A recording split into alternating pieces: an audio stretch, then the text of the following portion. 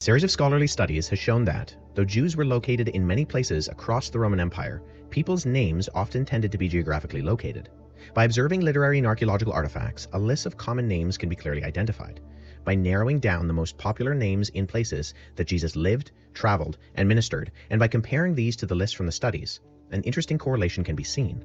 Just as we see today with popular names, a qualifier or nickname is often used. For example, notice that when Matthew lists the disciples in his gospel, certain names have a qualifier or nickname and others do not.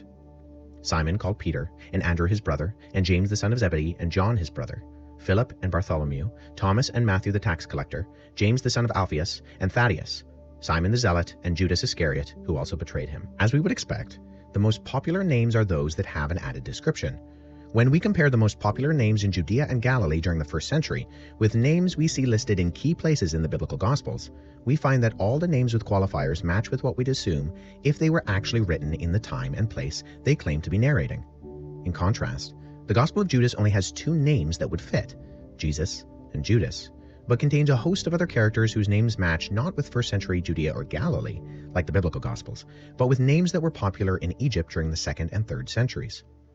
Consider how difficult it would be for someone living outside of the locations and times that these events took place to get the right names with the right qualifiers.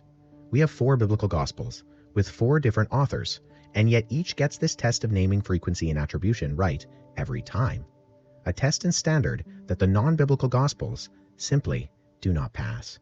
We might think for Jewish people in Jesus' time, right? It's like the names that we see in the Gospels, Matthew, Mark, Luke, John, Peter, Simon, all those names, Jesus, even Yeshua in original Hebrew, right? Those were all very common 1st century Judea names for those people, for Jewish people.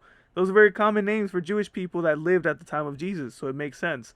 But like the Gospel of Thomas that he kept referencing, they have names for people that are common in the 400s or in the 300s in Egypt, not even in the Jewish area of Judea, right? So that, and it's not just that, but it also got geographical things wrong.